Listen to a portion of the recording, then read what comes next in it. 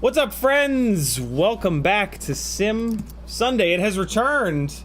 Man, the lighting is really being weird right now, but we'll get that straightened out in the future. My name's Aaron Ciotti. Everybody calls me Ciotti.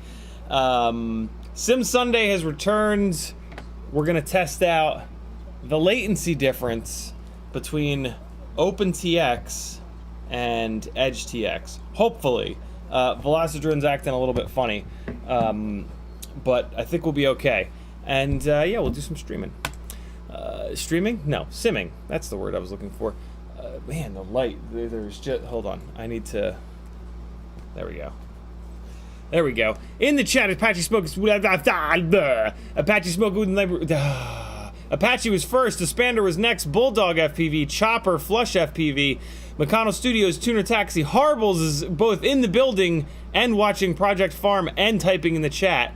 Flush FPV, Danzilla the Terrible, Jesse Garcia, Paul McDonald, Doc Cock. Thank you for having that name and allowing me to say it over and over again.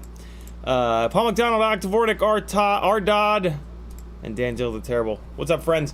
If you want to talk directly to me, all you gotta do is type CiottiFPV, and when you do that, it'll light up on orange, and I'll know that you're talking directly to me.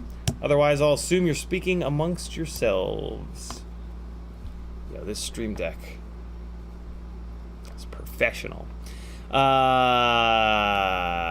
Apache said, "What's up, mate? Glad you're streaming. I'm totally down after I got shit diagnosed. I'm not dying. So yeah, I could use some fun streaming. I'm here to help, my friend. Hope everything goes okay. I hope you'll be fine. I'm sure you'll be fine.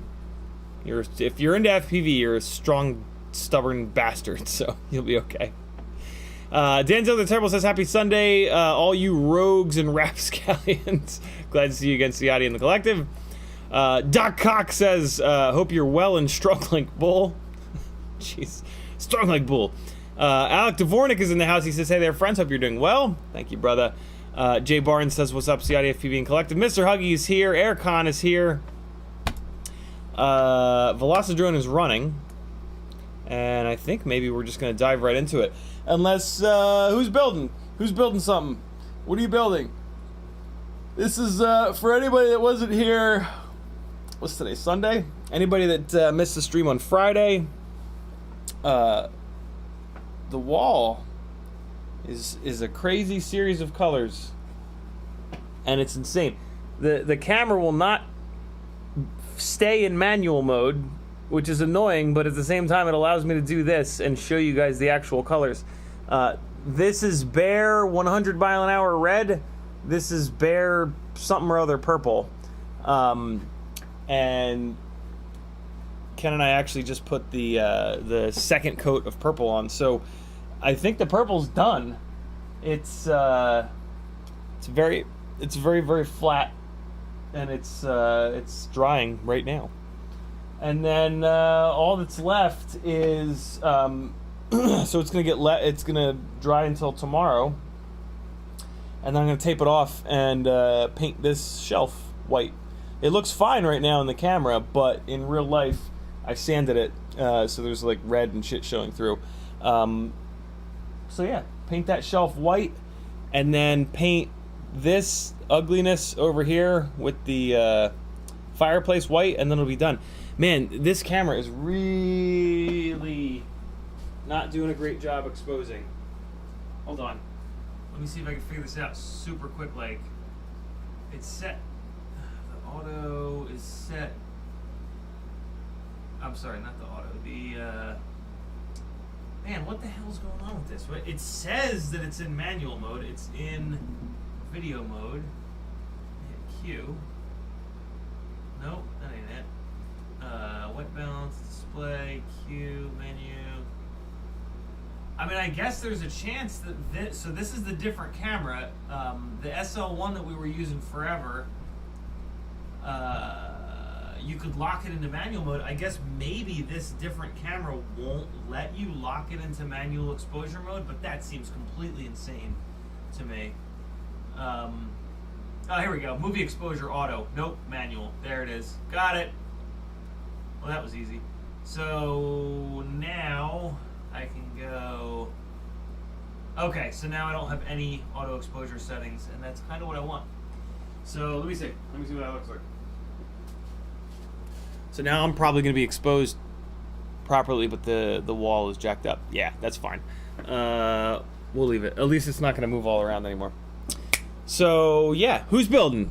Tuner Taxi is finishing up a tiny pusher. Very cool. What's is that the one? I think, did you send me a picture of that, Tuner Taxi? Alec Dvornik is building an army of plants. Nice. Jay Barnes is going through footage of some disc golf chasing this morning. That's very fun. Our Dodge replacing a Mobula 6 flight controller after FR Sky wouldn't stay connected, and then swapping a 75X receiver because Free Sky wouldn't connect. Starting to see a pattern here. Oh boy. Doc Cock is building another 3-inch Apex. He doesn't know why. He thinks it's to put his crappy avatar in it. You went on the V3 train? I guess we can't call it V3 anymore. Michael Blade says, "Hey buddy." Danzilla Terrible says, "Push it real good." Horribles with some flames. Emil says 98mm 1002. Ah, very cool. 22,000 kV Gemfan 2015 built this morning. Had it in a whoop frame, swapped it to carbon. That should be pretty cool, Emil. Tuner Taxi says that's the one I sent you. Very cool. Ryan's replacing an ESC in the leads of a Bang God. such an off frame. That's one of those Catalyst Machine Works frames, right? With 10,000 pieces of carbon. Apache says waiting for glide parts to repair it. Speaking of, so yeah, here's some post-mortems from yesterday. Ken and I went out rip and dipping yesterday in Buckhead, and I had a fucking blast. I haven't had that much fun freestyle flying in a while. As I've talked about before, I really like flying with one other person, maybe two other people, is really like my limit. Anything beyond that, and it's just a bit much for my brain. I really enjoy like hitting a bunch of different spots, and I broke a bunch of stuff. So we've been talking about these. What the hell are they? Hyperlite, Pyrodrone Hyperlite, 1404 and a half, 4,500 kV motors. And I had mentioned previously that I love the power, I love the weight, but they seem kind of fragile. The maiden of this rig on these motors, I killed one of the motors, and then I flew two more batteries and I killed another one. Yesterday, man, does it fly great though. Yesterday I slammed this into, I was going pretty good, and it was in a parking garage, and they have those big thick metal cables, and I hammered it into one, and the bell came completely off of the motor shaft, which is not a great failure, because just, yeah, basically the shaft slipped, right, in spectacular fashion. That represents me killing 3 of these motors within about 10 batteries, and that's a bit much. So I don't think I'm going to get another replacement Hyperlite 1404 and a half. I think I'm just going to kind of write these motors off as too fragile, switch this over to a different motor, and I mean, if I switch it over to a different motor and it's no more durable, then maybe I'll go back to these. But I've run these rigs on a ton of different motors, and I've never had I've never had this much fragility in the actual motors themselves. And this is the lightest this rig has ever been. So yeah, I think that these Hyperlite 1404 and a halves are gonna get a little bit of a thumbs down from me if you crash. If you don't crash, though, this is a hell of a motor for a sub 250 gram 3-inch or 3.5-inch rig. Right. This is right now. This is on Gemfan 3520s, as you can tell by how absurdly close. And actually, yesterday, this rig was touching tips. Two of these. Yeah, only on one side, weirdly, but yeah, you can actually see it. I armed it, and it's like ding, ding, ding, ding, ding, ding. And I'm like, what the fuck's that noise? And Ken walks over. He's like, front and rear props are touching. What's interesting, it was only doing it on one side, which I thought that I could fix by sometimes like the arms will kind of settle in, they'll shift a little bit. I thought I could fix that by just pulling out on the arms, and it kind of didn't. But just now it did. I think maybe I just pulled really hard on these arms, and it did shift enough to where they're not touching tips anymore. But what might have happened is maybe I did pull hard. It could be switching sides, right? Because of the way that these arms are mounted, it's almost like a boomerang arm. They are individual arms, but they're, you know, when I pull like this on these two, those two are going to get closer together, and these are going to get farther away. So yeah, and I mean, maybe it's just a situation where these screws have backed off a little bit. I'm not sure. I'm gonna switch them. Well, let's see. That's kind of important. So let's crank the. Let's see how much crankage these will take. Yep, these are loose. Okay, so that was the problem. Yeah, these are both loose, and the rears probably are as well. I probably didn't Loctite these. Yeah, they were very loose. Okay, so that was the problem. I've never had that issue. I've run 3.5-inch props on the Rip Squeaks before, and it's been completely fine. So that's what was going on. I must have pulled it yesterday, and then that made the other side get too close. With these tight now, I can almost guarantee you that I'll be able to get them to where neither side touches. So that's cool. So yeah, this guy is going to get new motors. I think I'm going to put it onto the iFlight 1504s because I did snag a bunch of them and I really dig them. I gotta be honest though, this thing flew really good on these 1404.5s, which are light. Are they lighter? 1404.5 versus 1504. Actually, 1404.5 is going to have more stator volume than 1504. Maybe that's why I liked it. Maybe I liked it so much because it had a little bit more power than the 1504s. But again, for me, a fragile motor like this is just not going to work. It's just unrealistic. So I'll put this onto the 1504s, and I'm sure I'll love it, and maybe I'll not think about it again. I also mangled my my battery lead, which is very annoying. Although, you know what? It's actually not super annoying because I'm just remembering that this thing also needs an ESC. This ESC was starting to shit the bed yesterday. It's flyable, but you got to kind of baby it a little bit, and every once in a while it just completely drops an arm.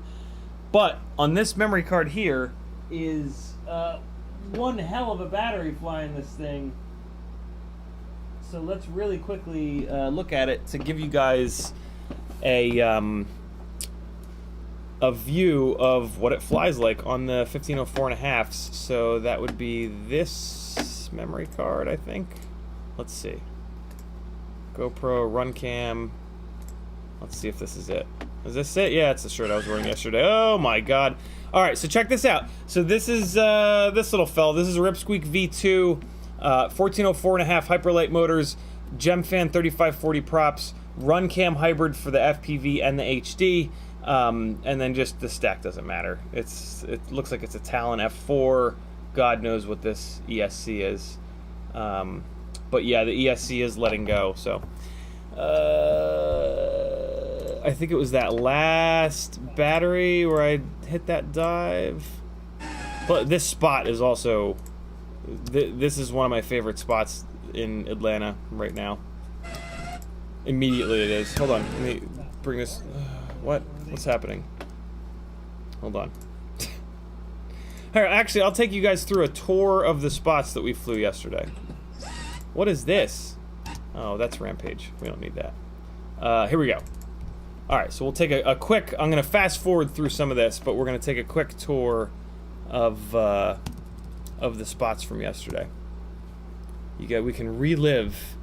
What buttons do I want? Monitor with mic. Is that working? That's working. All right, cool. Okay, didn't fly there. All right, now things are working. Oh, that's right. I plugged it in. There was no video. There was no FPV feed. So here's the first spot that we hit. Although, I mean, we stayed in this same area and we just kind of moved around. You can kind of see the ESC acting up a little bit there. This is a fun spot too. It drops down into an underground parking garage when you're really close to the building there. And I'm trying to give you guys an example of that. There we go. Yeah, see it bobbling around? It's acting really weird. It's almost acting like there's no air mode, but air mode's definitely on. Here you go. So you can see it kind of drops down. There it is. See that big bobble? That was an uncommanded bobble. I don't know what it was doing. But yeah, the ESC was definitely acting really weird. So I'm assuming the ESC has just shat the bed. There it is again. See that big bobble? It was I was having to. It was getting really bad when I would chop the throttle. So I was trying to fly around it and just not chop the throttle. So there you go. There's going underneath the parking garage. Those stairs smelled like piss. What else? That's about it. Alright, so let's go to the next battery. I think, did we move? No, we still flew this spot. This is when I finally had kind of figured out how to make it not bobble all over the place.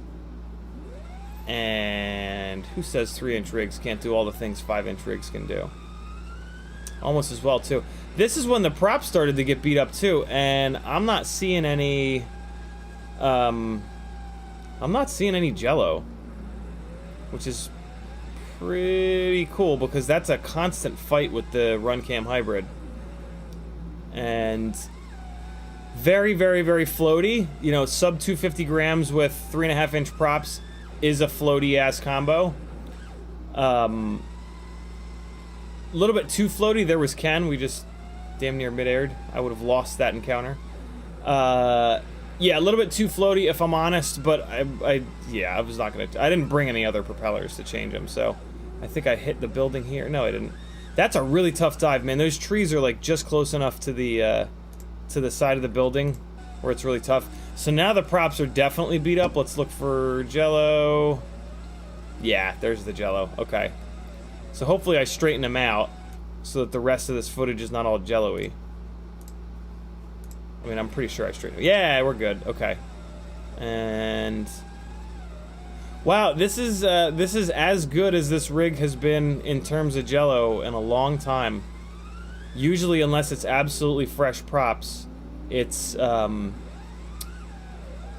as soon as you bang into something, it'll get all jello-y. But this is actually looking really decent. Not bad for a 240, I think it is, gram rig. Yeah, so this gap here between the building and the trees, man, it doesn't look that tight, but Jesus, when you're letting your shit fall down through there, it's really rough. And all right, so yeah, this was the first little area that we flew, and here's the next. We drove around the corner of the building so that we could fly in between these two buildings now. So this is the front face of that building. This office park is completely dead. We were here for about 20 minutes and there was not a single car that drove by. It was really kind of amazing. But I mean, downtown Atlanta tends to be like that. So this building is not I something or other. I love it when there's two buildings like this because you can kind of like half pipe in between them. You can still see it bobbling around a little bit. Very weird. I guess maybe I have the ES. Look at how much trouble the hybrid was just having there. This is also going to be the limitation of the Runcam Thumb right here. Even the Pro. I think the Runcam Thumb and the Thumb Pro are the exact same thing as this Runcam hybrid. See how it's just black? Like the whole frame is black?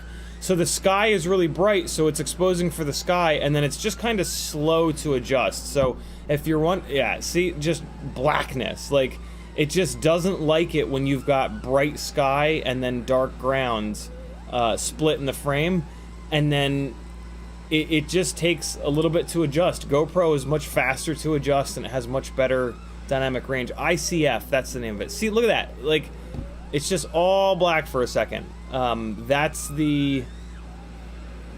is the weakness of these cheap cameras, right? Like, that's what it's one of the things that a more expensive camera will always do better, is the transition from dark to light, but also just the dynamic range, so that when the exposure is wrong for that like half a second, that you at least have some detail in the shadows and or some detail in the highlights. What a fun little spot. If you guys can ever find a spot with two buildings like this, find a day that it's not busy and get your asses out. It's really, really fun to play back and forth between the buildings. It's just this, like, infinite half pipe. All that being said about dynamic range and whatnot, I mean, this is a $90 camera with an FPV camera built in, right? So, like, the Runcam Thumb, the Runcam Hybrid, the Thumb Pro, like, for the price, man, are they really good. But don't expect it to be as good as a GoPro or an Insta360 product, because, yeah, I mean, those are companies with an awful lot more budget for R&D on their cameras to really figure this kind of stuff out. Very, very, very fun. All right, so that was that location. There we were.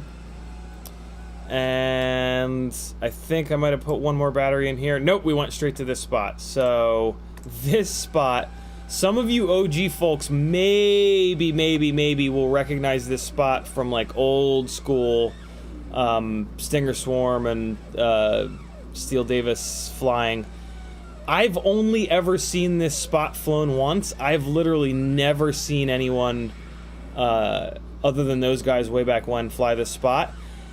And as you could just see, there's that crazy little row of dive gaps, but man, they are small. That like, it's until you're flying. Like, I don't know if it comes through with me flying, but yeah, they're tight little dive gaps, and it's really like you just want to throw yourself through all of them because they're all next to each other, but that doesn't make them any bigger. Like, it just, if anything, it just gives you false confidence. And there's also a little ledge below them, and yeah, the ledge is big enough for you to land on, so it is, you do have to blast the throttle when you come down the bottom of them. But I did get it through. Is this it? Nah, this is the one I chickened out. I chickened out a lot. But I did get the micro through there. I got the 5-inch rig through very cleanly. Look at that little bird! I didn't see him in the goggles because it's analog. But I did get it through at some point. It's probably the next battery would be my guess, but I didn't get it through cleanly. I didn't get the micro through cleanly. The crash, I think it recorded through the crash though, so you guys will get to see how hard it hit that metal wire. For some, just so that you can kind of, you know, determine some durability shit yourself. What a great little spot though. So I think I hit the wires here. Yep, so I couldn't see. Oh, I hit the side of the building there. So yeah, in analog, those wires were completely invisible. So that's not where it blew up. So yeah, I mean, that was a little bit of a hit against concrete, right? Like, not hard, but it was a hit. These motors aren't, like, that fragile, but they're... I just think they're too fragile for me. So there it is. We got through it. We tapped it a little bit, but with a micro, you know, I'll take any win I can get. Is this where I hit him? Yep, so that's where I hit him. So that's it. That hit there was enough. And man, it was really jello-y coming through there. So I must have bent a propeller there. And now it's kind of jello-y. Maybe it was just struggling with low light. So yeah, I mean, this is not a very hard hit, to be really honest. Yes, it was into a metal cable, but yeah, that's not enough of a hit for me to, like, excuse it. You know what I mean? Like, that's not, like, if I really bash it into something, it's like, okay, I can't expect it to survive anything. But that was like, what was that? 10 miles an hour, 15 miles an hour when I hit that. So it's yeah, I think these, and I was already suspect of these Hyperlite motors, so I think they're gonna come off and probably not go back on, unfortunately. But man, what a great motor. If you don't crash all the time and you just need a motor that's gonna give you a little bit more oomph than a 1404. Oh, that's what I'm going to put on this. I'm going to put the Axis 1404s on this. That's what I'm going to put on this guy. So we'll keep this guy lightweight for a little while longer. I mean, the Zing 1504s aren't heavy, but they're certainly not as light as a 1404. So yeah, we'll try this on the Axis 1404. A Cable 14 with a $2 super chat. Thank you, brother. This doesn't show me the text that you left, but I'm gonna get caught up on chat and then we'll hit it and we'll talk about it. Michael Blade says, hey buddy. Apache says, waiting for glide parts to repair it. Mr. Huggy says, I have a bunch of the HQ 3.5 inch biblades now, just need to test them out. I didn't even know they made one. That's pretty slick. That's a cool little micro long range propeller. Doc Cox says 1404.4 has a smaller volume than 1505. Yeah, definitely than 1505. But the Zings are 1504. So yeah, 1404.4 is almost certainly going to have more stator volume than a 1504. 1505s are monsters. The Toka 1505s, that's a big motor, big power. I'm starting to kind of think, well, I was gonna say too much power, but I think more the problem with the Toka 1505s is they're not a high enough KV. The only propellers that we've got that I've found that take advantage of the 1505 stator volume, but the lower RPM, the lower KV, I should say, are the Gemfan 3052s. And I mean, that's a great prop and all, but man, 52 pitch is an awful lot of pitch. I do want to spend some more time with those propellers. One of the other Rip Squeaks is on 1505s. It's the one that carries around the Insta360 Go, so it's considerably heavier. But yeah, I want to spend some more time with that rig on the Gemfan 3052s. Although actually, I have the HQ Cinewoop tri-blades on that rig. The new ones, because they're stronger. The only problem with the Gemfan 3052s is they're a little fragile. So yeah, I'm gonna put some more time in on these HQ Cinewoop tri-blades, and then I'll switch over to the Gemfans and see how they feel. That rig flies really good though. So yeah, more Rip Squeak testing on the way. Doc Cock also says 1404.5, 693, 1504, 707. Really? So 50. I guess. Doc, confirm 50 on your first comment. You said 1505. On this comment, you said 1504. 4, 8, 5, 10, 4. So it's 9. Same thing as confirm that you ran those numbers on 1504 versus 1505 for me, if you don't matter. I guess it kind of doesn't matter. That difference in stator volume is so small that it's maybe not. It probably doesn't matter, especially with the fact that these are so fragile. So I don't know. This is, you know what these are? These are a long range motor. These 1504.4s are. And actually, it's 0.5. I'm sorry, 1404.5. These are a long-range motor. Probably a great long-range motor, too. Bulldog FPV says, so that's a 3-inch Rip Squeak with 3.5-inch props. Yep. In order to do that, you need to run TPU that clears the front of the standoff. The 3.5-inch props come absurdly close to hitting the standoffs, because the Rip Squeak is technically a 3-inch frame, so you have to run TPU like you see here, where it's cut out in the front, and you got to run TPU in the rear that is like high and low. You got to leave the middle section of the standoff completely naked, because that propeller comes very, very, very close. So it's a little bit difficult to do the 3.5-inch prop on a Rip Squeak build. To be honest, I like this better on a 3-inch prop. It's a better. I mean, it all depends on your all-up weight. If you build one of these and it's fat and heavy and it's 260, 270, 280 grams. Ragul, thanks for subscribing, brother. Welcome to hell.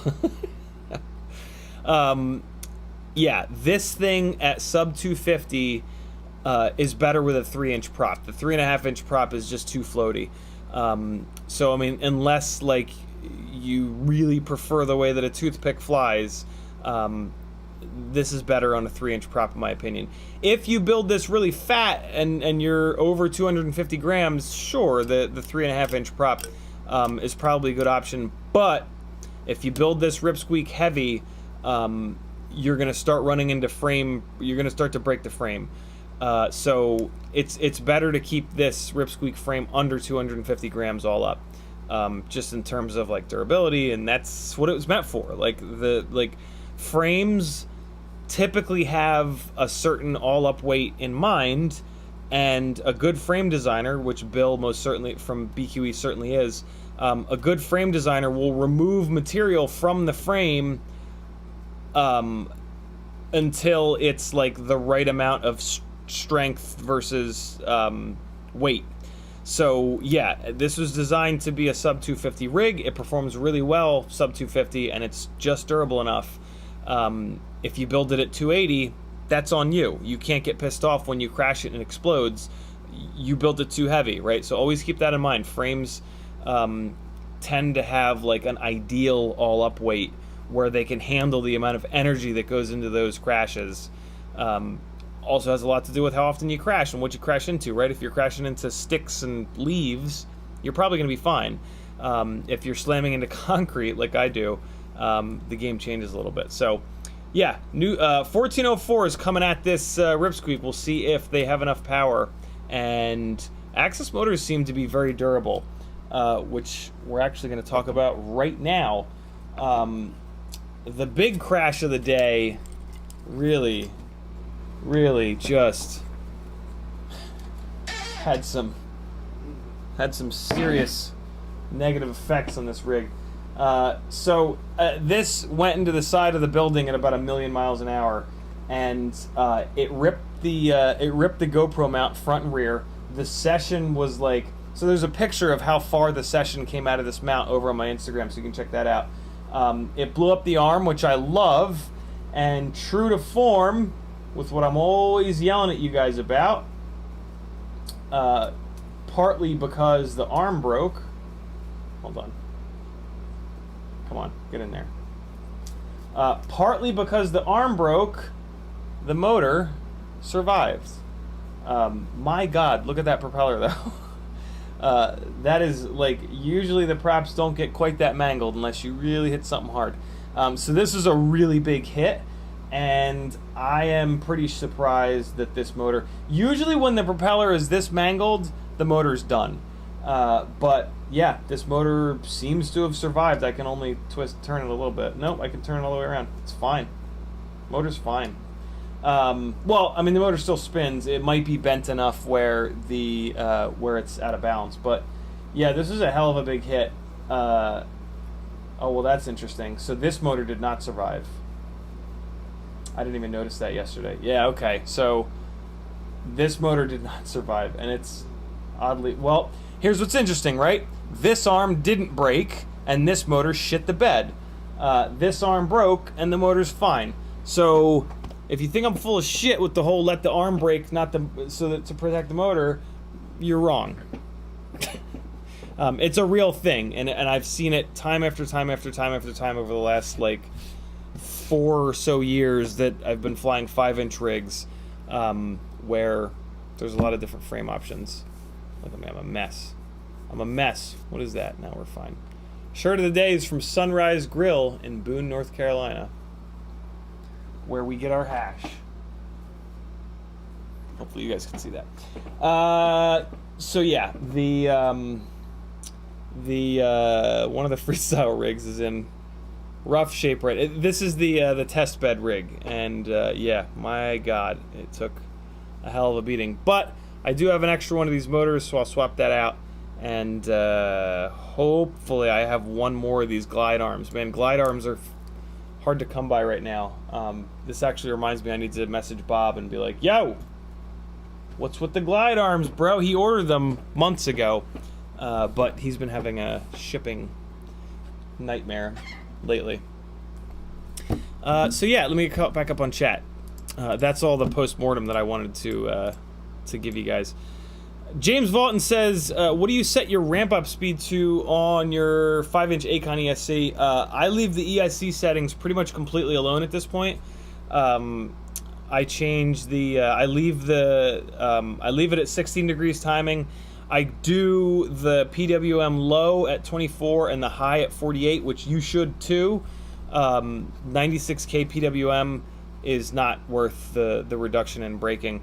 So yeah, 24 to 48 PWM is what I think, and Chris Rosser too, and I think also Mark Spatz, is the correct window there. And then I just change like the beeper timing, the beeper strength, and I turn on, brake on, stop, but I don't change the ramp up speed anymore. Chris Rosser did a great video diving into ramp up and timing and all that stuff, and the factory default settings are so close to like the absolute ideal perfect settings that it just doesn't really make sense to change them. Especially because, you know, every single motor in ESC is going to act a little bit differently. So yeah, the BL Heli folks, they got the defaults right, and so yeah, I leave the most of that stuff defaulted out. If you want to chase that extra 0.1% of performance, great. You should definitely watch Chris Rosser's video if that's your thing. For me, you know, I want to change the things that make a big difference and then just leave the rest of the shit alone and spend my time thinking about flying and editing and blah, blah, blah, blah, blah, blah. A Cable 14, thank you again for the $2 super chat, my man. He says, no text, just helping your cause, bro. Very cool of you. Doc Cox says, first comment was a miswrite. Okay, cool. So, yeah, 1504 and a half, I'm sorry, 1404 and a half. And 1504, the stator volume is like less than 10 off, so it's pretty much exactly the same. Thank you for doing that math. Alec Dvornik with a $4.20 super chat. The weed number. Denzel the Terrible says, "Where you at? I shaved my legs for this. I'm here. Where are you? And why the fuck are you shaving your legs for me? That's gotta go." Did I duck enough? Alex Vornick says, is there a 5-inch bind and fly that's worth the money right now? ELS preferred. I feel like, Ken and I were actually just talking about this yesterday. I feel like the iFlight Nazgul, is that it? Is that what we're talking about? Well, that was someone else's. For ELRS, it's really different. Yeah, I think you're going to be swapping a receiver. I don't know any that have ELRS. I haven't seen any of you. No. Tiny whoops, yeah, right. But yeah, I mean, switching out a receiver is super simple. Man, there are a ton. It certainly seems like there are a ton of bind and flies that are worth way more than they cost. Joshua, I think, is your guy for finding a 5-inch bind and fly. He pretty recently has tested a bunch of them, so yeah, scrub through Joshua's videos, and you'll find reviews of the recent 5-inch bind and flies. And I mean, you know, he's arguably the best reviewer. Like, I don't know of another reviewer that's as good of a pilot as Joshua, which is a really big deal. Like, if you're going to be reviewing a product, in my opinion, you better be a better pilot than me. For your opinion to really like hold weight, right? Like I'm saying that as if I'm you guys, you know what I mean?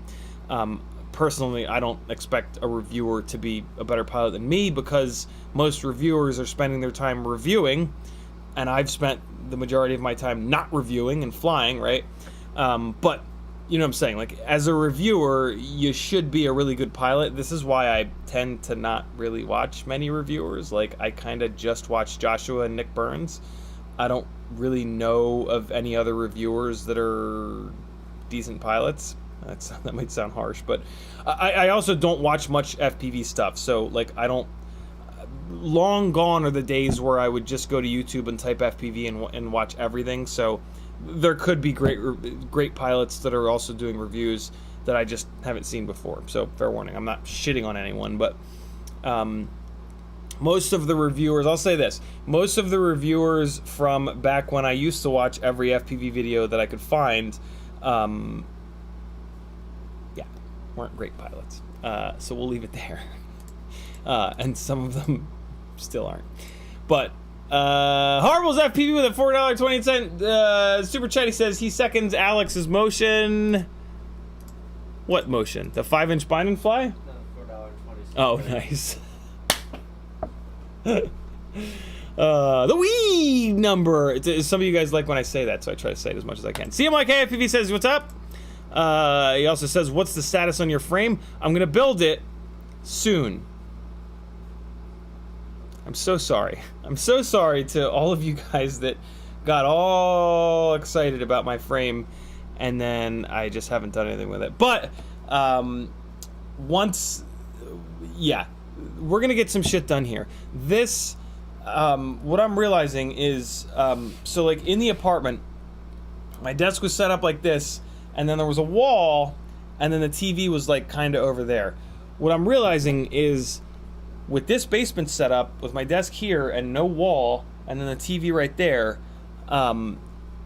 there's a lot of like car and weird shit on YouTube that I like to watch that I kind of, for my mental space, I need to watch. What's really cool about this is that I can still watch them and get work done. So a lot more building is going to get done here than at the apartment. At the apartment, it was like if I wanted to build, I was in that room building. And I mean, yeah, I could have just pulled Hulu up on the monitor, but it's a little bit different here. And also, like, Felix can hang out on the couch and, you know, play Diablo or Overcooked or whatever, and I can still be here working, like, feeling like I'm hanging out with them, you know, and like talking to them. At the apartment, it was just like, it was a very segmented thing of like, all right, I'm gonna go and work now, or I'm gonna sit on the couch and try to get my brain to function again. I feel like here is gonna mesh those two, allowing me to get more work done. But we'll see. The problem is I just don't like building. So like when I'm building stuff, my brain is in like work, doing things that it doesn't want to do mode. And when I spend too many hours, when my brain spends too many hours a day in that place, it just falls to pieces. So I don't know. I'm also in a much better mental state living in this house with 3 of my favorite people in the entire universe. So that'll help a ton. So yeah, more building coming at you. Hopefully. We'll see. Denzel the Terrible says DJ CMYK is in the house. Michael Hill says something. YouTube's about to do the thing, and no, it didn't. Look at that. Okay. Michael Hill says, do you still have a rig with the X-Nova 1804s on it? Not at the moment. I pulled those X-Nova 1804s off of this rig, actually, to put these 1404.5s on. Those X-Novas are going to go on a D-Quad Mini LRX that's getting a Vista. And that is going to be the rig that I explore using DJI goggle footage as edit material, as footage for doing edits with. So I'm actually really excited to get that build done. I have everything I need for it. It's just sitting in a build bag over on the shelving unit. So that's going to be a build that gets done soon. The 3 top priority builds are the AOS 3.5, which is going to be very similar. It's going to be Vista on board, no props in view because the camera is far forward. Mini LRX and my frame, and a Vista toothpick though too. The Vista, but that's almost done. That rig is like built. I just need to drop the Vista on the camera, wire those up, and it's good to go. So those are the 4 micro builds that are like top priority that hopefully I can get done. I got to get those done by the end of the year. For sure. Bulldog FPV says my 3-inch Rip Squeak is 170 all up weight. What the hell? I'll leave the 3-inch props on. Thanks. How is it that light? Do you have a? That's really light. What's the setup for that, Bulldog? That frame is going to be indestructible at that low of an all up weight. That's wild. I kind of didn't think you could build them that light, but mine have a lot of shit on them. Mine have like the TPU piece in the rear. For mounting the Insta360 Go in the back bottom. I've got the Runcam Hybrid on board, which has a whole extra PCB.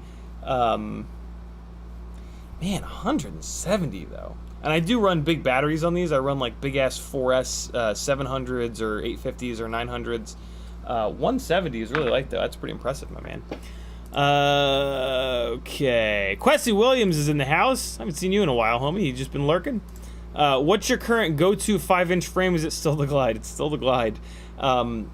Every time a new frame comes out, like I look really hard at it because it's weird to be flying like a 3-year-old frame, but every time a new frame comes out and I look at it, there are like problems with it. There are just things that don't work for me or don't make sense to me.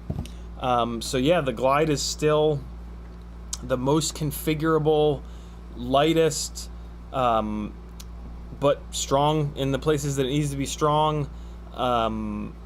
Frame that I've found, and it's cheap, right? It's like a $40-something frame. This whole $100 frame thing, like I want to support other pilots and all, but if I'm gonna buy a $100 frame, it's got to be significantly better than the Glide frame. And the ones that I've tried and seen and whatever, they're not even better. Like they're twice the money, and they're not better. And like, here's a Ford, and here's a, you know, like I can't. I'll never be able to justify spending twice as much money on something that's not as good. So, yeah, kind of crazy. But the Glide was kind of ahead of its time, and Bob's approach to frame design and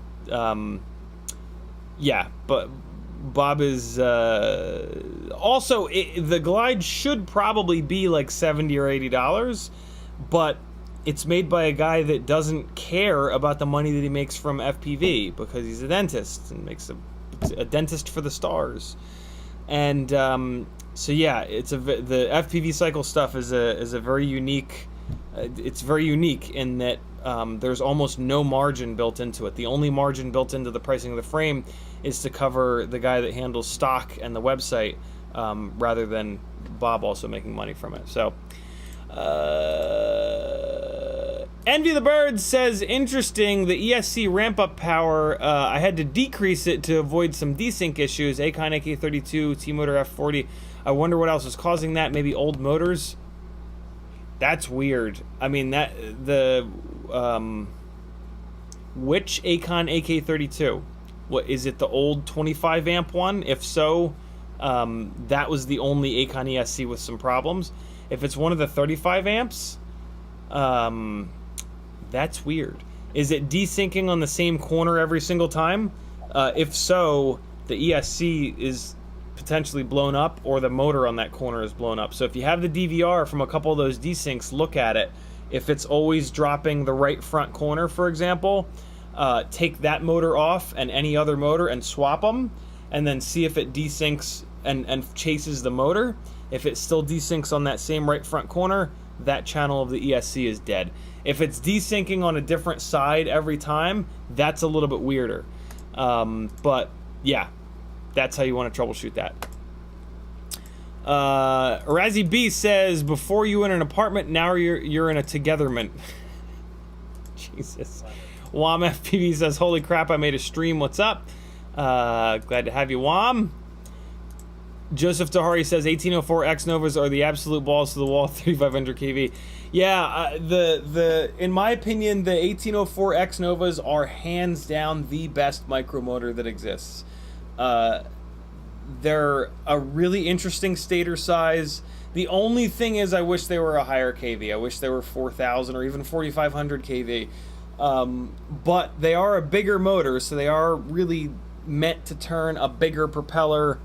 And with the bigger propellers, we do have options like the T-Motor 3140 that make a ton of power on the X-Nova 1804. So like, yeah, that X-Nova motor with the T-Motor 3140 props is just a combination that is wild. But again, it would be a little bit better with a little bit more kV.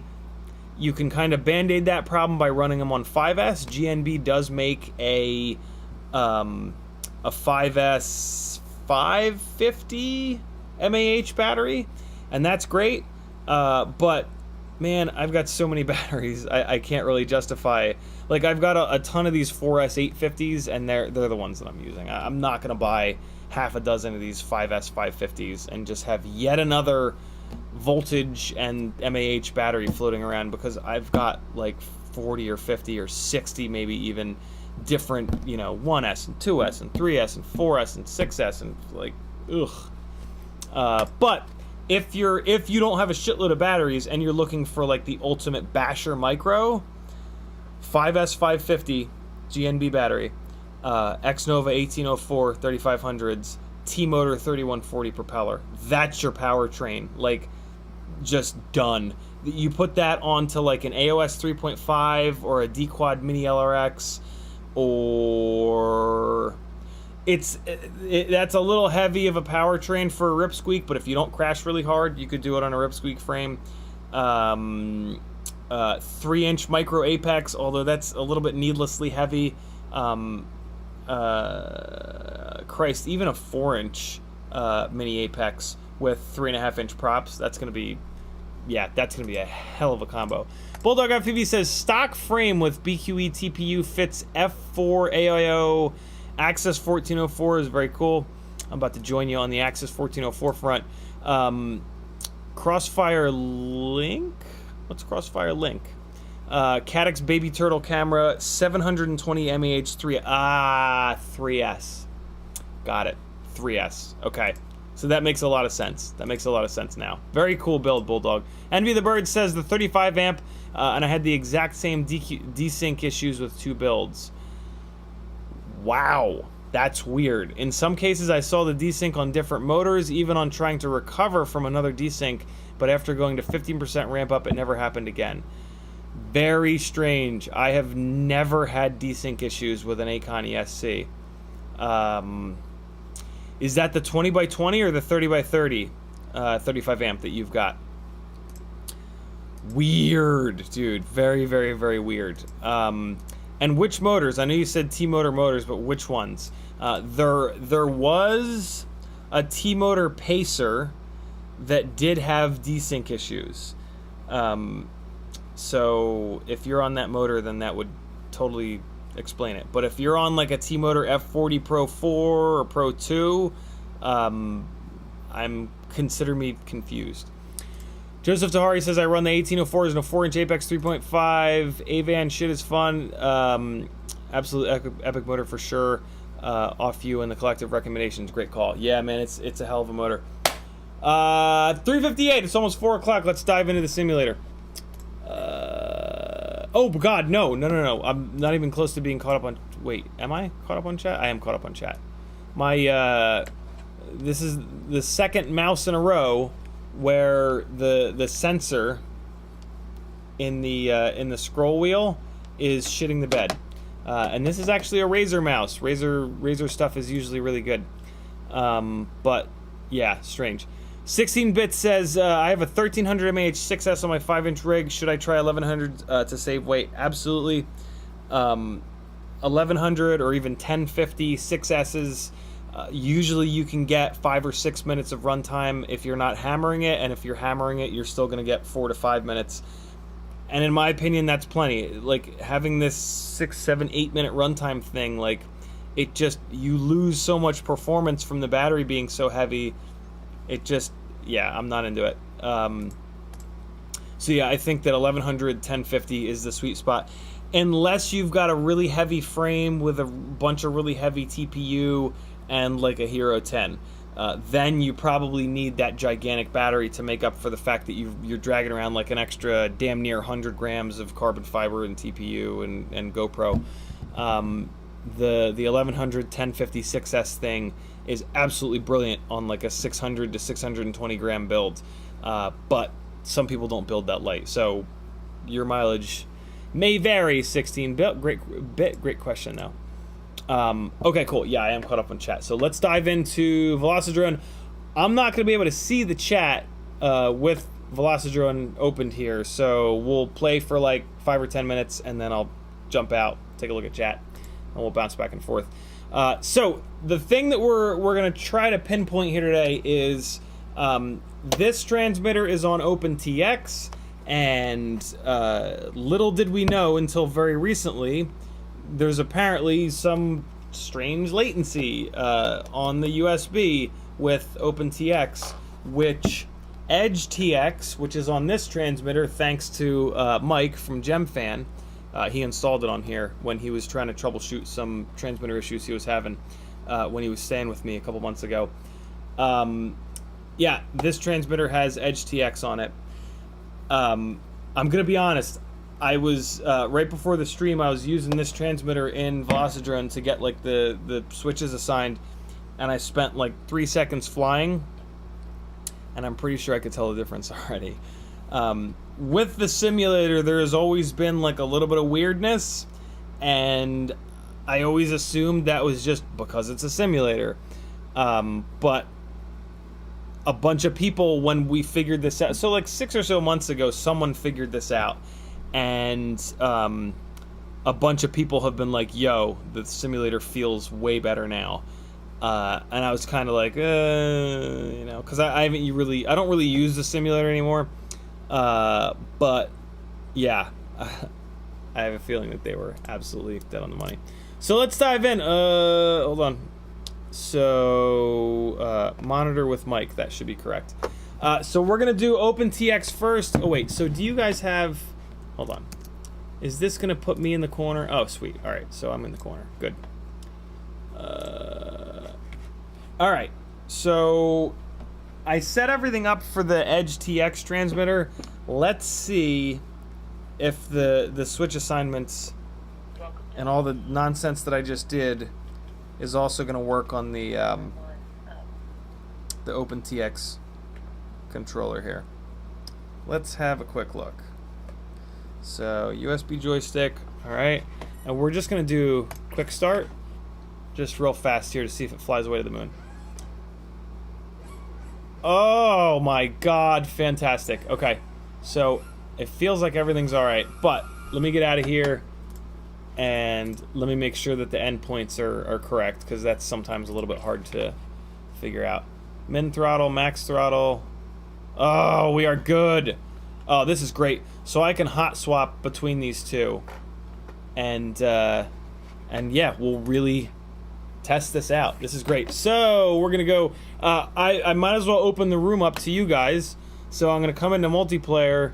I'm gonna take this chameleon. Good. And name of the room is gonna be CiottiFPV. It's in the America region. I have no idea what version of Velocidrone I'm on. If you're not on the exact same version of Velocidrone, you won't be able to join this room. But hopefully you are, because then you can just join this room and try to crash into me. Oh my god, I don't have to like only use the tracks that are super simple anymore. What a time to be alive. So I can use any of these maps now. Wow, okay. So let's go to, isn't there let's do football stadium. And open class laps. Wait, isn't there like a freestyle setting? Oh, there's all the yeah, we get it. We'll do combat mode maybe next Sunday, maybe the Sunday after that. Screw it, let's just go. Go into the football stadium, join my room if you'd like. It's open, it's called CiottiFPV, it's in the American region. You gotta be on whatever the hell version of Velocidrone I'm on. I have a feeling I'm on the most recent version of Velocidrone, but no promises. So, oh my god, somebody's in here already. Mr. Huggy was ready to go.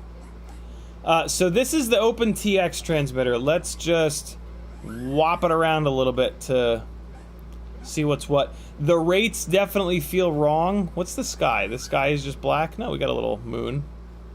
A little bit of moonlight coming at us. Can we fly up here? We can. Can we dive down, or is this... It's like glass or something, or netting. Let me just confirm that. Hold on. I might not have gotten that dive correct. Yeah, okay. All right, so we can't dive through that. All right, so let me just rip around a little bit here to get the feeling of OpenTX. And then we're going to go right to the EdgeTX transmitter. You guys will get to see how awful I am at running at flying gates.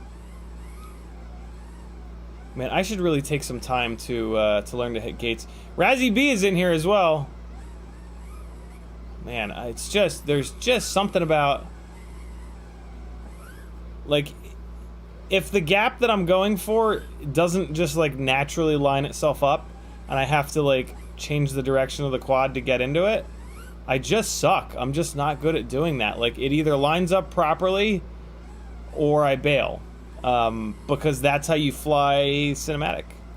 But it would probably benefit for me spending a bunch of time running gates, but I just don't like it. It's just not fun. So apparently you can go right through this railing. Yeah, you can go right through that railing. That's interesting. See, again, I'm just... Oh, boy, there we go. Fling75 is in here, too. Yeah, so I'm just getting a feel for the quad and the latency and whatnot. Hold on, let me show you guys my... Let me put my sticks on. Is it M, I think? Yeah, it's M. Some people like to see stick cam. I think it's bad, but... Yeah, not bad, but... Ooh, easy ups. I love power looping easy ups, and there's a whole bunch of them here. Oh boy. There is definitely still some weirdness to the sim. There's like a... there's this weird like immediacy to the sim that... There's no softness to the beginning and the end of the moves, or just the beginning and the end of putting thrust down. In the simulator, which really throws me off. But hey,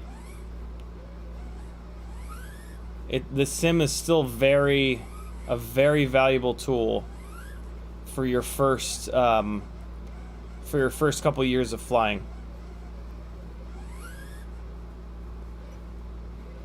Expander's in here as well. My God, this room's filling up. Very cool, friends. All right, so I'm just like stick banging a bunch to really drive home the latency. Look at that moon. Look how cool that is. Oh, look, there's a little... Wow, I just ran right into that, as if I was doing it on purpose. There's a little thing up here. This is kind of cool. Oh, boy. Oh, boy. Easy, easy. Oh, God. Okay, so you can fly right through those. That's great. Hanging out up in the nosebleed section. Oh, you can fly right through these, too. Oh, man, they shouldn't have done that. That is solid up there, though. I wish they'd program those in properly, because that would be fun to try to get some big flip. 48 high is in here as well. Yeah, that would be cool to play around with the running through those triangles up in there. All right, so I think I'm dialed in enough on OpenTX, hopefully, to be able to feel the difference between this and EdgeTX. But let me just take another couple seconds here to play with some proximity stuff, and then we will swap over. So I'm gonna power up the EdgeTX transmitter, and okay, all right,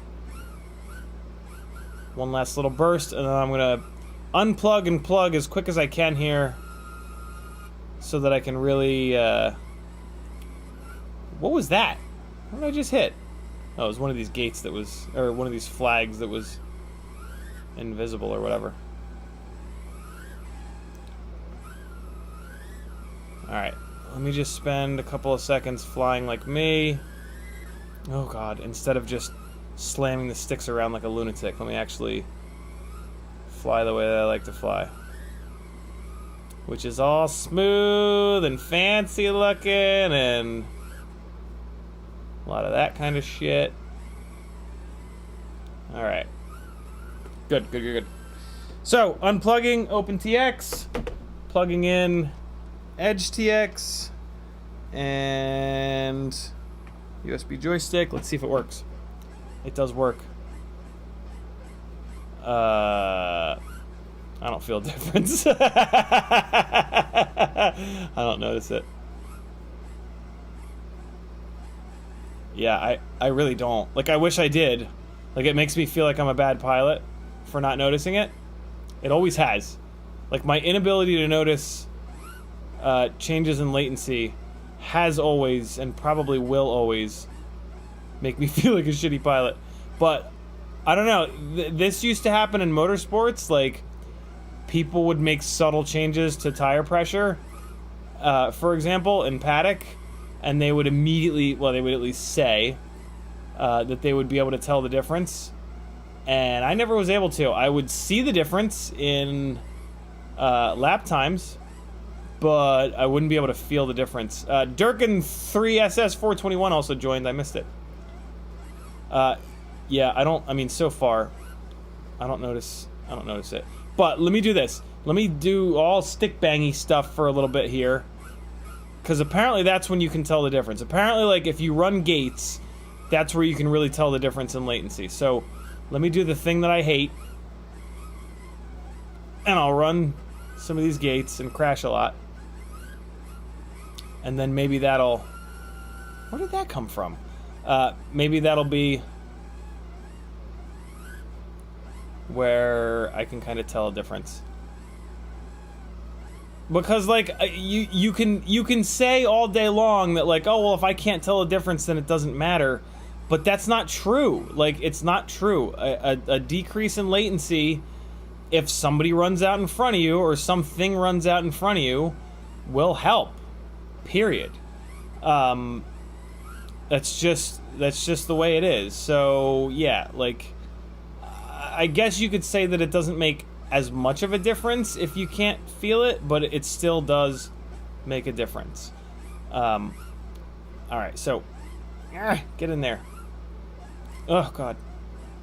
Get in there. Yeah, there we go. Let me actually try to run the racetrack instead of just doing those over and over again. No, actually, I'm not going to run the racetrack, because then I'm going to get all obsessed about running the racetrack. I'm just going to do whatever gates appear in front of me, and then we're going to switch back to the other transmitter. What I do know is that running gates at 30 degrees up tilt is a bad idea. The higher up tilt really does help when running gates, because it makes the throttle shoot you up in the air a lot less. Your throttle changes drive you forward much more with extra up tilt. But yeah, all right. So I've been slamming the sticks around for a while here. In a second, I'm gonna switch back to the OpenTX transmitter, and we'll see if I can tell a difference.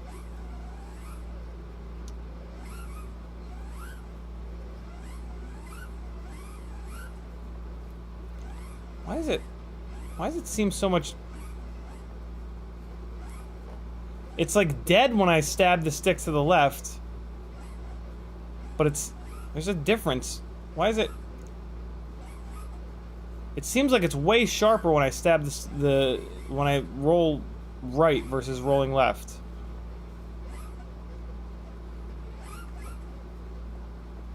Hey, look at that.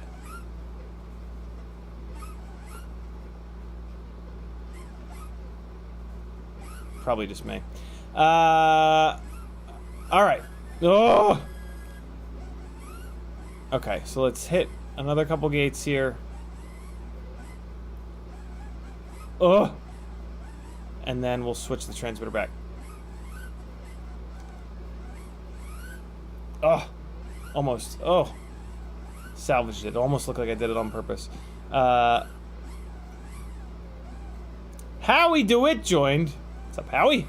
There we go. That's what I was trying to do. Okay, switching as quick as I can. Quick as I can. And okay. USB joystick. Here we go. Uh-oh. Uh-oh. Oh, nope, I didn't hit the button.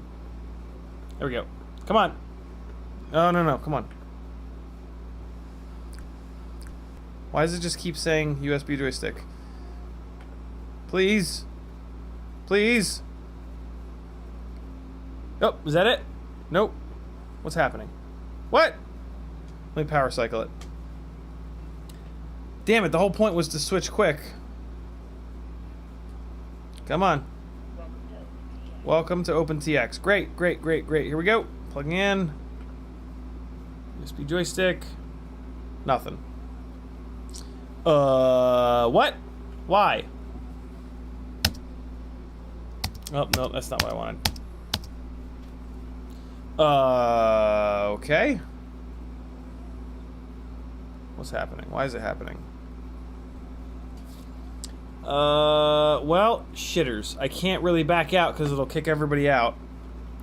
Let me plug the EdgeTX transmitter in again.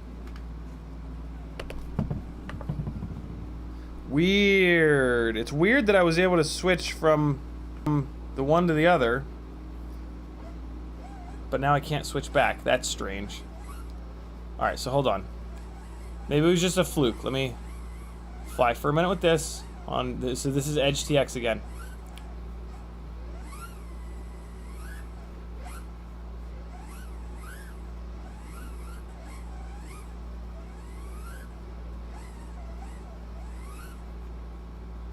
Oh, Jesus.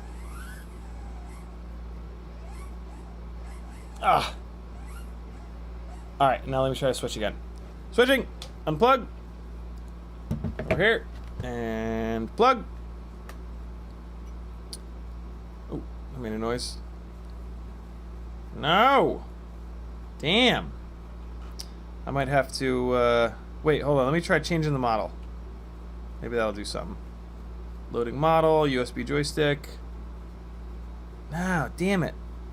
That's weird. Very weird. Nothing. Well, actually, maybe it'll transfer the room to somebody else. Leave this session. I think maybe it'll transfer the room to somebody else, and then I can join my own room. So let's go to controller. Controller not found. Speed joystick. Hey, there we go. Okay, up, down, left, right. All right, good. I guess it just didn't like swapping back and forth and back and forth. Hopefully, let's see. And there we go. Yeah, it made Razzie be the host. Cool. So, all right, we're back on. Ooh, I think maybe I can feel a difference. It almost feels like the rates are slower.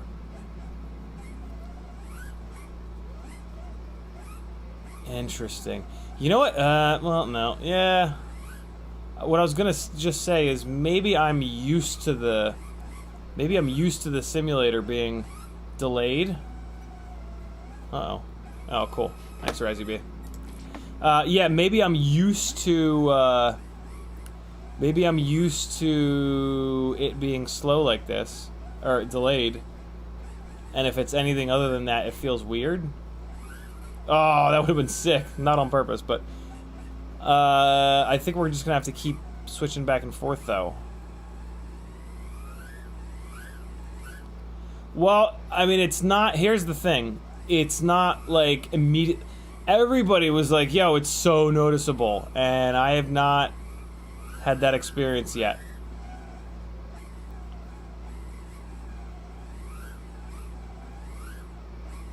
But let me switch back one more time, because what's interesting is I kind of maybe feel like I could tell a difference this time. We're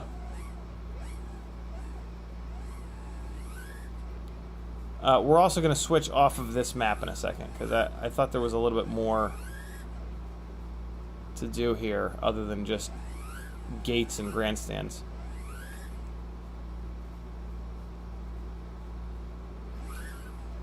Alright, so let's switch back again in a second. I love that they have the bobble programmed in. The bobble being the throttle chop bobble. Okay, let me hit these gates a couple times, and then we'll switch back to EdgeTX again, see if hopefully it'll let me hot swap it. Ah! God, I'm the worst. Oh, fail!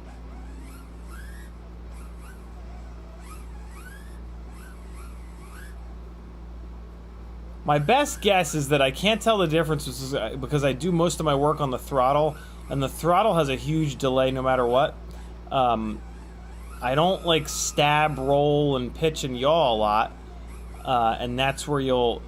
those are much, from a mechanical standpoint of like the way the quad flies through the air, those axes are much quicker to respond. Because all you're doing is rotating the quad, you're not moving the quad up and down.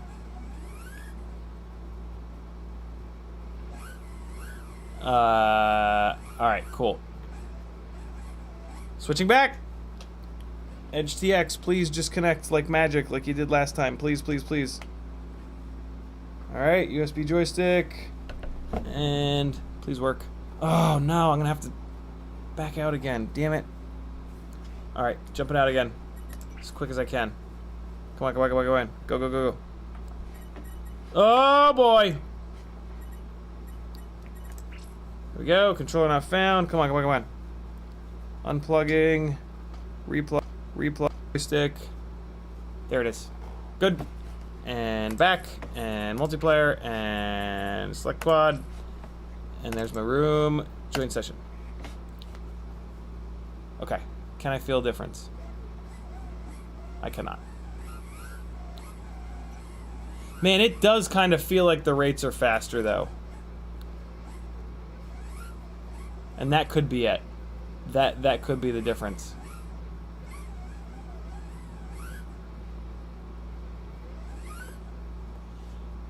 Maybe I can feel the difference. This feels better. Let me say that. This feels.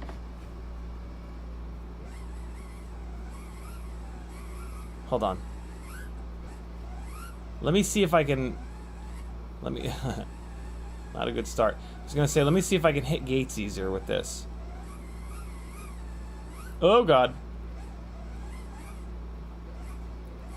The problem is I'm so bad at doing this. Like, it's like, I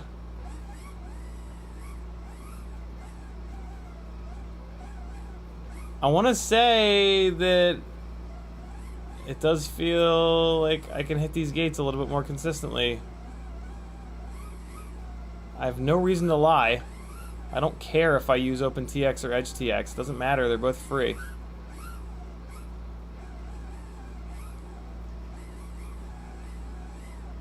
Yeah, I am pretty sure that I'm a little bit more accurate.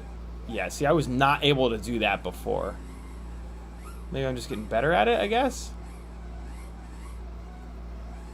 Yeah, no, this is better. This is, it exists. I can't feel it, per se, like I don't,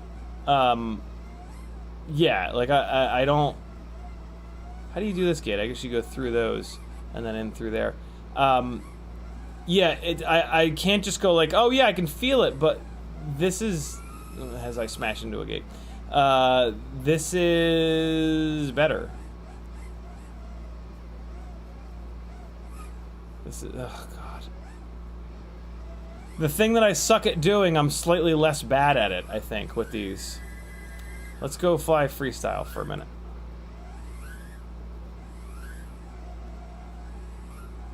Let's play around here. Oh boy. Ah! It makes it, I'm gonna say it makes a difference. We are gonna switch back one more time. But I'm pretty sure I'm starting to notice it.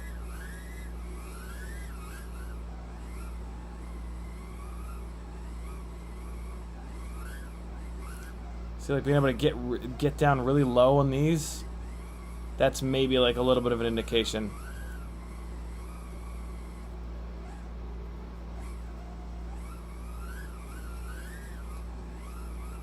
Let's come up here. Whoa, boy! Indestructiquad. Oh God, what was that? Let's play around under here. Oh God, there's pillars. Oh, you can go back behind the pillars? Oh God, this is gonna be Crash Fest 2022. Oh, you can just go straight through the pillars. Alright, well. Can't go straight through the ceiling now. Alright, let's switch back one more time. Let me jump up in here again. I did too high. Those pillars equal no collisions, or as B says. Okay, so we're gonna go back one more time, and then I'm gonna hop out and take a look at chat. I have no idea how much time has gone by. Oh! Stupid easy up. Move out of the way, easy up. I'm coming through. Wait, no, they're on the other side.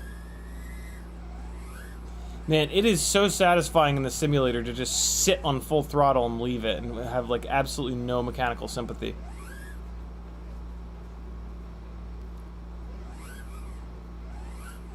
See, stuff like that, like judging how much of a throttle blip you have to do to not hit the ground, that's the shit that the simulator will never get right. And that's the shit that if you get good at that in the simulator, you're gonna screw yourself in the real world, in my opinion. Eventually. At first, it's really good practice, but eventually, yeah, I don't think it's great. Okay, so let me hit these 3 gates once or twice more, and then I'll switch back to OpenTX, and we'll see what's what. Oops.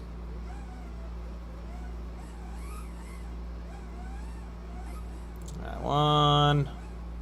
This one. Oh God, rejected. Rejected.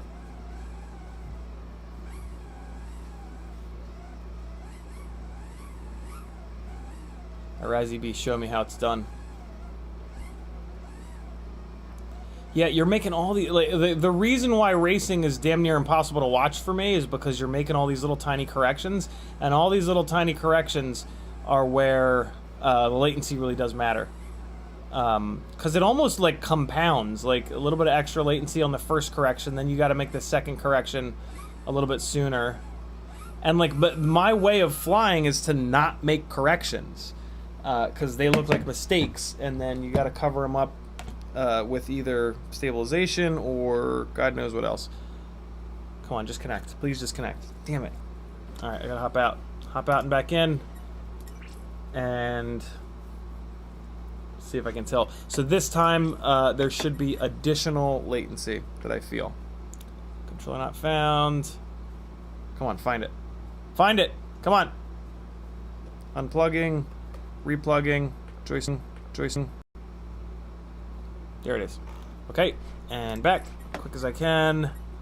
Where is it? Multiplayer, and select, and this. Oh, Christ! Well, now I'm not going to be able to tell, but this is a much more fun map. Yeah, I can't tell.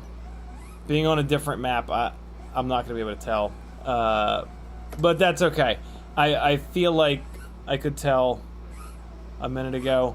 See, like, when I slam the sticks, it just feels fine, like, on OpenTX. Like, it's not, I'm not like, ooh, the latency.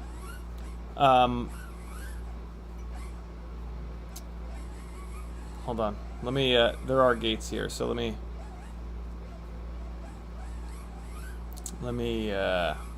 see here. Are there any, like, here we go. Yeah, I can't tell, if I'm honest. These are much bigger gates. But I think I was starting to be able to tell. Well, actually, hold on. We'll switch one more time. This little slot here has always been like really difficult to hit. So I'm on OpenTX. It's right next to the respawn point. Where did it go? I'll try it a bunch and then we'll switch over and see if it's any easier. Where is it? Here it is. Here it is. Okay, so I turn hard left after the respawn point. Man, is it... They are like just skinny enough that it's really difficult. Alright, so we're in there on OpenTX. We failed a couple times. Oh, farts.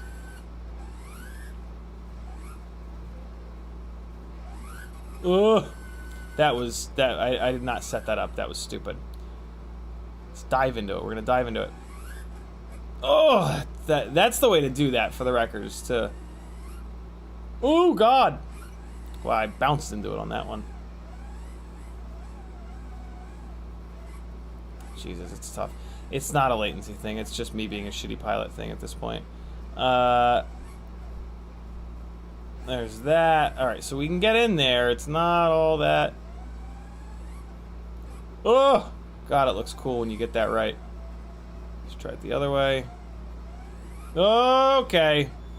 Or we can just hit the side of the building. It's always an option. Ugh. Try it another couple times here. Yikes.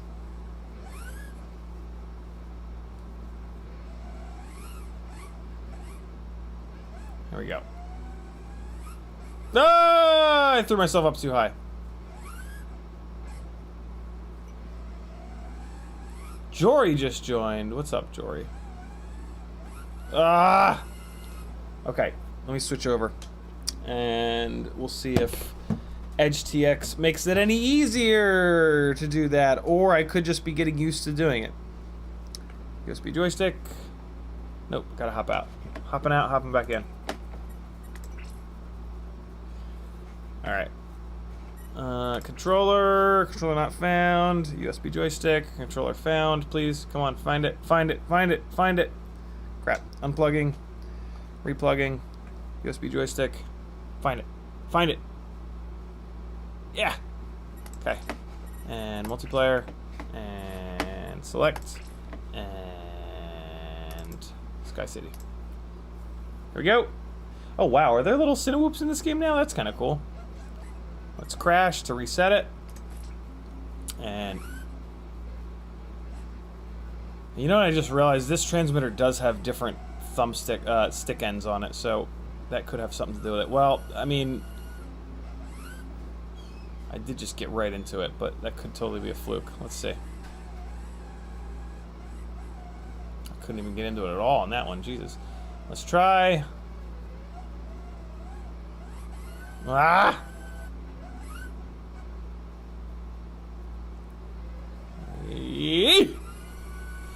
Okay, this is not a good test, I don't think, for latency with this, trying to get through this all tight like this is. Although I did just get into it. Let's try again.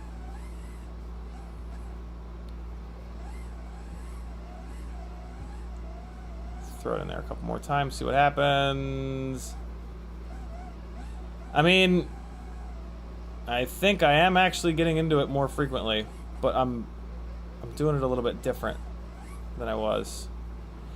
Yeah, I think it's there, but I don't think it's like, I don't know, people were acting like it was, you know, they were writing letters home to their parents about it.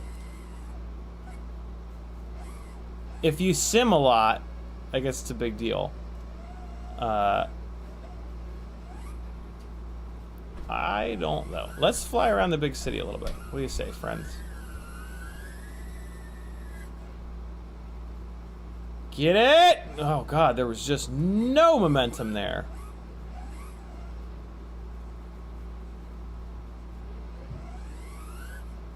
Let me give you guys some of this. Here, let's do this.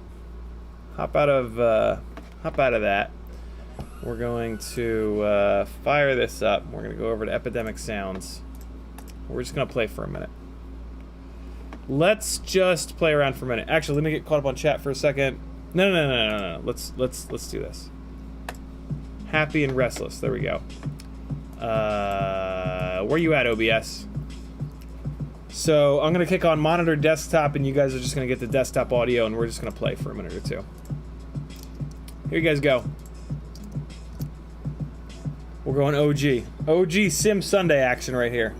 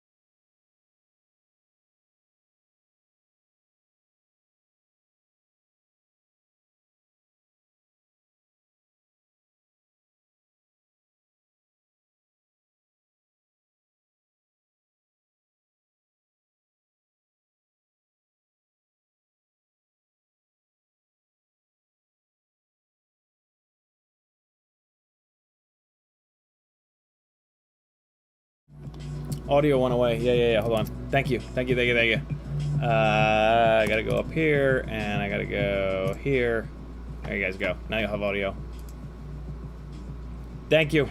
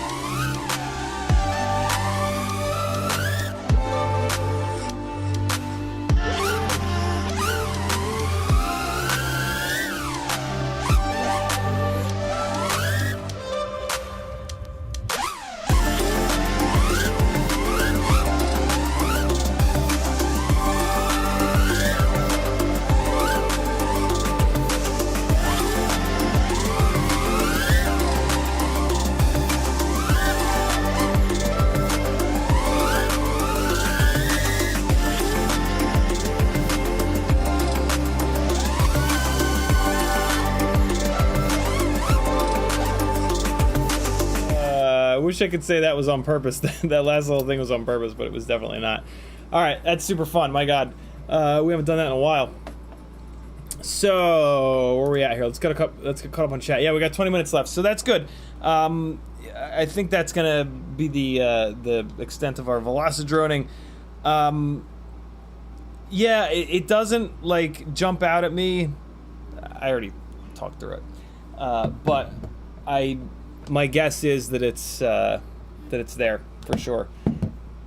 Unfortunately, that decrease in latency does not apply between EdgeTX and OpenTX to anything other than the simulator. EdgeTX is not, I believe, is not any faster than OpenTX once you've got like a crossfire module on there and whatnot.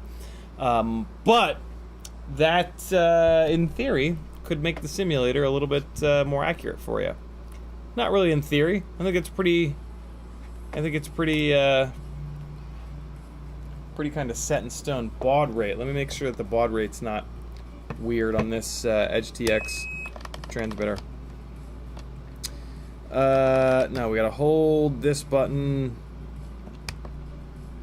Radio setup, no tools, global functions. Where's the baud? And isn't it in? Is it in here? Play delay. What the hell does that mean? DMS. Where's the baud rate? Yo! EdgeTX menus are a little bit different. Baud rate of Concord? I guess. Somebody just put it in... Espander says EdgeTX is faster on Express LRS. Really? Yo. What? If it's set to 4000K baud, or as he says, and only applies via direct USB connection, I use a dongle anyways, but I tried both. Why can't I find the baud rate in EdgeTX? Oh, there it is. Maximum bauds, 4 gigawatts. Gabwillion. Yeah, so we were on the right baud rate. I'm actually starting to see the differences between EdgeTX and OpenTX, and there are some differences. I thought they were just like pretty much the same. Let's get caught up on chat, and we will wrap this up for the day in a little bit here. And Ken and I can get back to work because that paint. Oh God, that paint is dry now, isn't it? Look at that. Damn. There were like a bunch of marks before when I looked at it an hour ago. There's still some marks. Oh, it's flat now. Look at that. That upper area needs a review.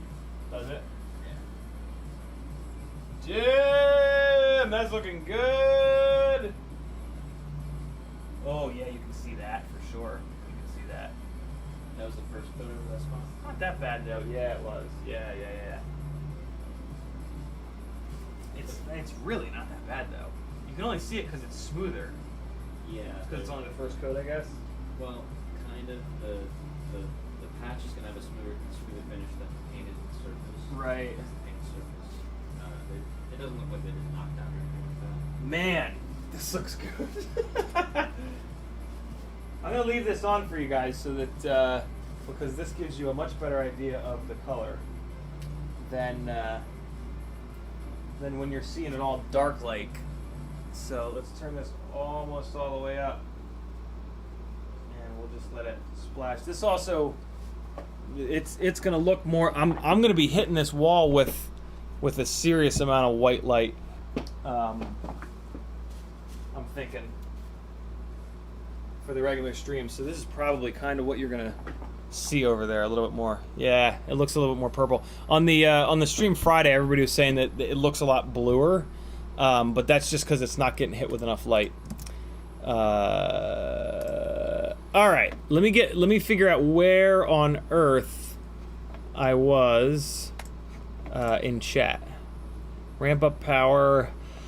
Here's where FPV came in. 16-bit, saving weight. Here we go. Veritas Weasel says, "Hello, I was the one suggesting you upgrade to EdgeTX, buddy. I'm impressed with your memory. The response time in Velocidrone is incredible." I was really hoping that it would be like night and day, but that's more just me wanting to feel like a better pilot. Roscoe Sticks is in the house. He's long time no see. How are you doing? I'm good, man. Glad you made your way back. Hopefully life is treating you okay. Hopefully you weren't gone because a lot of times people disappear for a while because life starts kicking the shit out of them, and I hate that. Hopefully that was not your case. Hopefully you just got busy in a good way. 16-bit says room in U.S. CiottiFPV room in U.S. region. Thanks for typing that into the chat. Apache says, did you turn off the internal and external RF on the TX16? That will help get the latency down. Yep, I do have both. I did have both. I do it for battery life. I didn't realize that would help with latency. Mr. Hargy says, should try the new Office Park or Night Factory 2. Next time we're going to do that for sure. Just remind me because I will not forget. Espander says, EdgeTX is faster on ELRS. OpenTX can do max 250 hertz. EdgeTX can do 1,000 on ELRS 3.0. I don't have any... When the module that I have, which is the beta FPV module, it does not like being at 1,000, so I've always run... It does not like being at 500, so I've been running it at 250. So at some point, if I get a different module, it sounds like EdgeTX will be faster with the new module. That's cool. That's good to know. Envy the Bird says... Envy the Bird says... Man, this scroll wheel is just jacked. It's like all at once, the scroll wheel on this Razer mouse has gone to hell. Really does look good. Going to be amazing to get the lighting done. I agree. Thank you, brother. Ken had an awesome idea too. I hadn't even thought of running a little LED strip light on the bottom. So this white is like a ledge. Walls here, and then the white thing sticks out like that. And it's got a little cap on it. It's about the perfect amount out to just run a little LED strip light down there, and then here. And what'll be cool about that is the IKEA cubes will be in front here and in front over here, so it'll actually shine down onto the IKEA cubes. And super odd timing, but like the other night on YouTube, it suggested to me a guy that reviews LED strips and the diffusion shit that you can get for them, and I subbed to the guy so I can hit his channel, figure out what the hot Amazon LED strips are and the hot diffusers, and then yeah, it'll look super finished, just like a nice little razor ray of light down here, down there, and then down there, which will spill onto the tops of the shelves. And yeah, that'll be really cool. I probably won't go bananas with like crazy colors and shit like that. I'll just want like a white. But I'm sure they only sell them in like 4, 5, 6, 12 color. Roscoe 6 says, life's a bitch, had a few setbacks, but back stronger than ever. Hell yeah, man. Love that. Arizy B says, milliwatts or hertz. I'm not sure what that's in reference to. Cool, we got about 10 more minutes. Who's got a couple questions? Anybody? Let me get... where do we get to? I used to be free. Okay, yeah, so Epidemic Sounds played that whole thing of songs. Here we go. I actually have to piss, so hurry up with a good question or I'm going to end the stream and go pee. Envy the Birds with the last comment of the stream. He says, wow, crazy timing. I just bought a crap ton of LED strips around my kitchen for accent lighting with the individually addressable ones. Let me know if you have any questions. Very cool. Thank you, brother. Mads Tech streams at 5. Go watch Mads Tech. And I'm gonna wrap this a couple seconds early so I can go pee. Here's full flight from the 1404.5 Rip Squeak with the hybrid before I blew it up. Ed K says, put a little spotlight on each of the quads of the wall. Jesus, Ed K, I would need like 20 spotlights. Apache says, I'm more relaxed now. Thanks for making me forget what I was feeling down. My pleasure, my man. Go get you some Mads Tech. Learn something. Envy the Bird says, I learned a ton in the last 2 weeks. Very cool. Looking for a battery that I flew that's of... There we go, 2.66 gigs. So that one's probably got some time to it. Where's this at, though? Which spot? Which spot is this at? Let me fast forward. There we go. Okay, yeah, this is in between the two buildings. It got ham in here, so this should be good. All right, guys, I'll see you tomorrow night at 10 o'clock. Head on over to CiottiFPV.com, click all the buttons. This is my full-time job. I rely on beautiful bastards like you to support me.